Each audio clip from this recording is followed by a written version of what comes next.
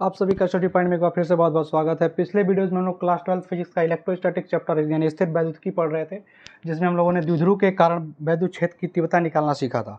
आज के वीडियोस में हम लोग वैद्युत द्विध्रुव के कारण ही वैद्युत क्षेत्र की गणना करेंगे, लेकिन किसी भी स्थिति में करेंगे। पिछले वीडियो में हम लोगों ने अच्छी और निरक्षी स्थिति पर बात की थी, आज हम किसी भी स्थिति में बात करेंगे। इस स्थिति को रिप्रेजेंट करने के लिए हम लोग लिख देते हैं आर थीटा स्थिति। कैसे लिख देते हैं? आर थीटा स्थिति करके लिख दिया जाता है। इस तरह से लिख देगा कि आर थीटा स्थिति में विद्युत क्षेत्र की तीव्रता ज्ञात करें। क्या होता है ये? इसका मतलब है कि द्विध्रुव के मध्य बिंदु से आर दूरी पर थीटा कोण बनाते हुए स्थिति में किसी बिंदु P पर वैद्युत क्षेत्र की तीव्रता हमें ज्ञात करनी होती है। चलिए शुरू करते हैं। तो हमारा एक द्विध्रुव है जिस पर चार्जेस हैं plus Q and minus Q and plus Q. इसका मध्य बिंदु O है। मध्य बिंदु से आर दूरी पर कितने कोण पर? थीटा कोण पर बिंदु P है, जहां पर हमें विद्युत क्षेत्र की तीव्रता ज्ञात करनी है। द्विध्रुव हमारा कहाँ रखा है? K परावैद्युतांक वाले माध्यम में। ये K परावैद्युतांक का माध्यम है जिसमें हमारा द्विध्रुव रखा हुआ है। तो हमें क्या करना है? इस पे वैद्युत क्षेत्र की तीव्रता निकालनी है। तो हम लोग वही तरीका अपनाएंगे कि दोनों आवेशों के कारण वैद्युत क्षेत्र निकालना है, उसका परिणामी निकाल देंगे तो हमारा वैद्युत क्षेत्र की तीव्रता निकल जाएगी। लेकिन यहाँ पे थोड़ा सा हम लोग पिछले टॉपिक्स का यूज़ करेंगे, इसलिए आपको एक बार रिकॉल कर देते हैं वो टॉपिक कि अगर द्विध्रुव के बात करें हम लोग अच्छी स्थिति में, जैसे ये माइनस क्यू और प्लस क्यू है, तो अच्छी स्थिति कहाँ थी? इसके लंबाई के अनुदेश, इस पर कहीं भी ले लें तो अच्छी स्थिति है। तो अच्छी स्थिति पर जो वैद्युत क्षेत्र की तीव्रता आया था वो कितना आया था? वो आया था 1/4 पाई एप्सिलॉन नॉट के 2p/r³। अच्छी स्थिति में कितना आया था? 2p/r³ आया था। और निरक्षी स्थिति में जो इसके मध्य बिंदु से जाने वाली लंबवत रेखा थी, यहाँ पर निरक्षी स्थिति थी, यहाँ पर जो वैद्युत क्षेत्र की तीव्रता था E बराबर आया था 1/4 पाई एप्सिलॉन नॉट के p/r³। तो ये दोनों आपको याद होना चाहिए न्यूमेरिकल्स के लिए भी और इस टॉपिक को प्रूव करने के लिए भी। तो दोनों पता होना चाहिए, याद भी होना चाहिए। यहाँ पे 2p/r³ होता है, यहाँ पर p/r³ होता है। जहाँ पर p क्या है? द्विध्रुव आघूर्ण है, डाइपोल मोमेंट है। इसकी दिशा कहाँ होती है? -q से +q की तरफ। चलें, और ये इस वैद्युत क्षेत्र की दिशा किस तरफ आई थी? इस वैद्युत क्षेत्र की दिशा आई थी, वही दिशा थी जो P की दिशा होती है, यानी इस तरफ। किस दिशा में था?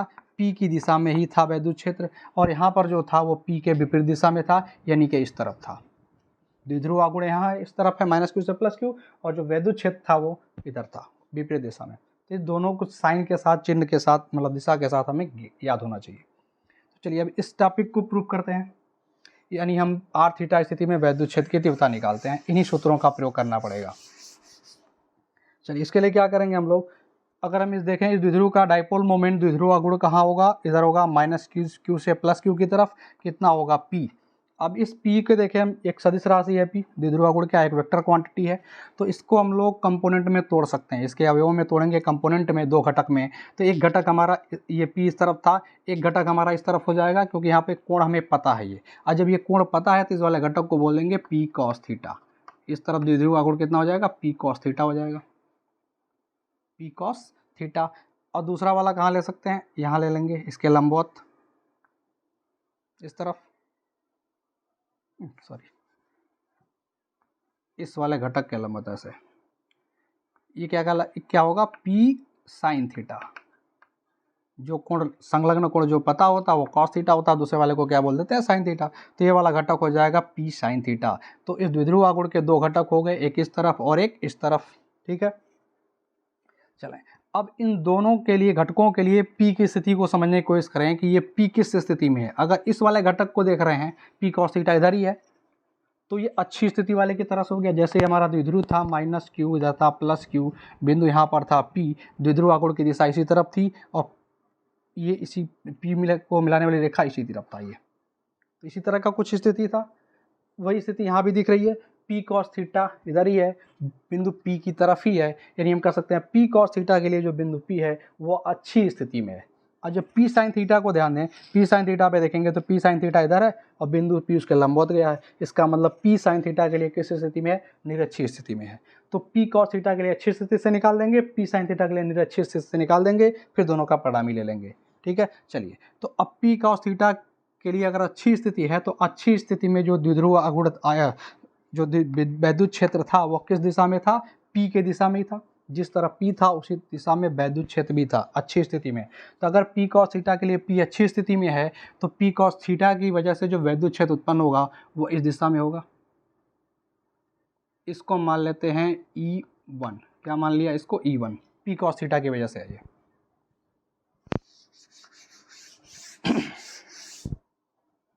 तो चलें पी के दो कंपोनेंट हो गए, P cos theta and P sine theta.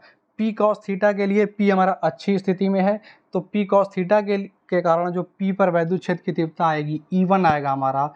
E1 is equal to क्या होगा, अच्छी स्थिति में फार्मूला आया था 1/4 पाई एप्सिलॉन नॉट के, उसके बाद क्या था 2p।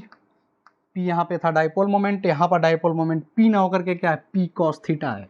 अच्छी स्थिति में क्या है p cos थीटा, तो 2p cos थीटा अपॉन क्या था r क्यूब, यानी डिस्टेंस का क्यूब। डिस्टेंस यहाँ पे कितना है r सपोज किया गया है, r माना गया है, तो r क्यूब ये आ जाएगा E1। इसी तरीके से हम E2 निकालेंगे। E2 किसके लिए, p साइन थीटा के कारण। चले p साइन थीटा के लिए p हमारा कौन सी स्थिति में है, निरक्षीय स्थिति में है। तो निरक्षीय स्थिति में जो वैद्युत क्षेत्र की तीव्रता होती है वो होती है 1/4 पाई एप्सिलॉन नॉट के p। अब p हमारा डाइपोल मोमेंट p ना होकर के कितना है p साइन थीटा, अच्छी निरक्षीय स्थिति के लिए p sine theta upon r cube. ये दोनों फार्मूले हमने पुट कर दिए, दोनों के फार्मूले से E1 E2 आ गया। अब E2 के डायरेक्शन देखें, E2 का डायरेक्शन कहाँ होगा, E2 का डायरेक्शन अब होगा डाइपोल मोमेंट के अपोजिट दिशा में। डाइपोल मोमेंट हमारा p साइन थीटा इस तरफ है, तो इसका विपरीत हमारा इस तरफ जाएगा। ये हमारा हो गया E2, इस तरफ क्या हो जाएगा E2। E1 E2 एक दूसरे के लंबवत हैं, परपेंडिकुलर हैं। अब इनका जो परिणामी होगा वही हमारा वैद्युत क्षेत्र होगा पूरे द्विध्रुव के कारण, तो वो परिणामी कहीं इसी इनके बीच में कहीं होगा, वो हमें ज्ञात करना है। अगर हम इस कोण को अल्फ़ा मान लें, इस वाले कोण को मान लेते हैं कि जो हमारा परिणामी E है वह E1 से अल्फ़ा एंगल पर, अल्फ़ा कोण पर है, तो हमें E कैलकुलेट करना होगा। चले पहले आप क्या निकालें, E का परिमाण निकालें और फिर उसके बाद उसकी दिशा पे बात करेंगे। तो परिमाण कैसे निकालेंगे, हमने पढ़ा है कक्षा 11 में समांतर चतुर्भुज का नियम, सदिश योग के समांतर चतुर्भुज का नियम। उसके अनुसार अगर ये दो वेक्टर A और B हैं, vector A and vector B, इनके बीच का कोण थीटा है, इनको अगर एक समांतर चतुर्भुज की संलग्न भुजा द्वारा प्रदर्शित कर दें तो इनका परिणामी इसी विकर्ण द्वारा प्रदर्शित होगा। और इस परिणामी का r का मान कितना होगा, √a² + b² + 2ab cos theta. ये हमने 11th क्लास में पढ़ा है वेक्टर चैप्टर में। क्या करना है, दोनों सदिशों का स्क्वायर कर लेना है, a² + b² + 2ab cos theta लगा देंगे, अंडर रूट में रिजल्टेंट आ जाएगा, परिणामी आ जाएगा। तो इसी फार्मूले का उपयोग करना है और परिणामी को निकालना है। तो चलिए लगाते हैं फार्मूला। हमारा वेक्टर कौन कौन है, सदिश बार E1 E2 है, तो जो परिणामी वैद्युत क्षेत्र की तीव्रता E आएगा वो क्या होगा, √E1² + E2² + 2E1 E2 cos theta.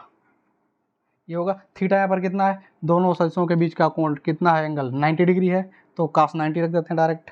क्या हो जाएगा cos 90, cos 90 का वैल्यू 0 होता है, मान 0 होता है, ये तो 0 कर गुणा करके 0 हो जाएगा। क्या बचेगा, √E1² + E2² आ जाएगा, E1² + E2² अंडर रूट में। चलें अगर मान रखें E1 और E2 का, तो E1 का मान यहाँ पर है, E2 का मान यहाँ पे दिख रहा है, दोनों का होल स्क्वायर भी करना है, मतलब E1 का स्क्वायर भी करना है, E2 का भी स्क्वायर करना है अंडर रूट के अंदर। चलिए अंडर रूट के अंदर करते हैं। बीच में साइन कौन सा, प्लस का, तो प्लस का तो कॉमन भी मिल जाएगा उसमें से। कॉमन क्या मिलेगा, देखें 1/4 पाई एप्सिलॉन नॉट के का होल स्क्वायर। जब E1² करेंगे तो इसका भी स्क्वायर करेंगे, प्लस E2² इसका स्क्वायर करेंगे, तो इस स्क्वायर को बाहर निकाल लिया कॉमन के लेके। तो दूसरे ब्रैकेट में क्या बचेगा, यहाँ बचेगा 2² p² cos² थीटा। 2 का स्क्वायर कितना हो जाएगा, 4 लिख देते हैं, और क्या हो जाएगा, सॉरी p भी स्क्वायर मिल जाएगा, p को भी बाहर ले सकते हैं। चलिए p को भी बाहर निकाल देते हैं, थोड़ा कैलकुलेशन कम हो जाएगा, p को भी बाहर निकाल देंगे। क्या बचेगा, 2 का स्क्वायर हो जाएगा 4, और आगे cos हो जाएगा cos² थीटा, स्क्वायर हो जाएगा cos² थीटा। नीचे क्या है, r³, चलिए r³ को यहीं लिख लेते हैं, r³ का स्क्वायर हो जाएगा इसका भी, या तो r³ को भी बाहर निकाल देते हैं एक ही साथ, डिवाइड बाई r³।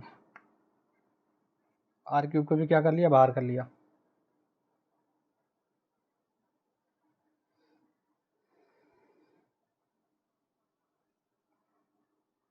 वो भी स्क्वायर हो जाएगा। चलिए होल स्क्वायर करना है, इसका भी स्क्वायर हो जाएगा। चलिए अब क्या बचता है, 4 यहाँ बचेगा, 4 cos 2 का स्क्वायर 4 cos का cos² थीटा, और बीच में कौन सा साइन है, प्लस यहाँ पी निकल चुका है बाहर, क्या बचेगा साइन स्क्वायर थीटा, यहाँ पे आ जाएगा साइन स्क्वायर थीटा। चलिए अब क्या होगा, ये अंडर रूट से बाहर निकालेंगे तो स्क्वायर गायब हो जाएगा, यहाँ पे आ जाएगा 1/4 पाई एप्सिलॉन नॉट के पी और नीचे आ जाएगा आर क्यूब।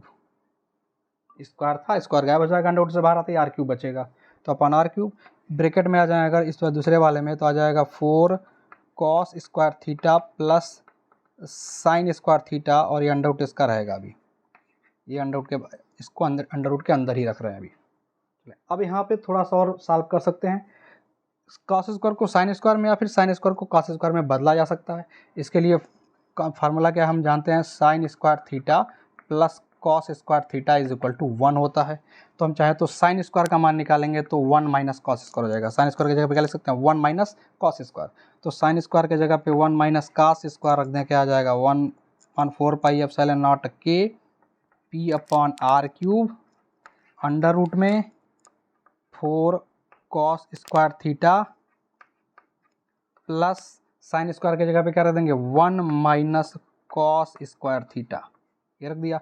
तो 4 cos square theta minus cos square theta हो जाएगा 3 कॉस स्क्वायर थीटा, और यहाँ बचेगा +1, तो कुल मिला के ये आ जाएगा 1/4 पाई एप्सिलॉन नॉट के P upon R cube under root में क्या आ जाएगा, अंडर रूट में आ जाएगा 3 कॉस स्क्वायर थीटा प्लस 1। ये हमारा इलेक्ट्रिक फील्ड यानी वैद्युत क्षेत्र की तीव्रता आ जाएगी द्विध्रुव के कारण आर थीटा स्थिति में 1/4 पाई एप्सिलॉन नॉट के P upon R cube into 3 cos square theta plus 1, ये फार्मूला आ जाएगा, इस फार्मूले को याद रखना है। अब बात करें कि दिशा कहाँ होगी, दिशा कितने कोण पर होगा, E1 से या E2 से। तो अगर दिशा निकालना है तो हमने मान लिया कि E1 से हमारा अल्फा कोण पर हमारा परिणामी E है, तो अगर इस अल्फा को निकालना है तो देखें इस तरफ क्या हमारा घटक है, कौन सा घटक E1 है, और इस तरफ क्या है E2। तो अगर यहाँ भी मिलाएंगे तो क्या रहेगा, ये E2 रहेगा और ये E1 रहेगा। समांतर चतुर्भुज के नियम से बनाएंगे, आमने सामने भुजाएं बराबर हो जाती हैं, तो ये E2 हो गया और ये E1 हो गया।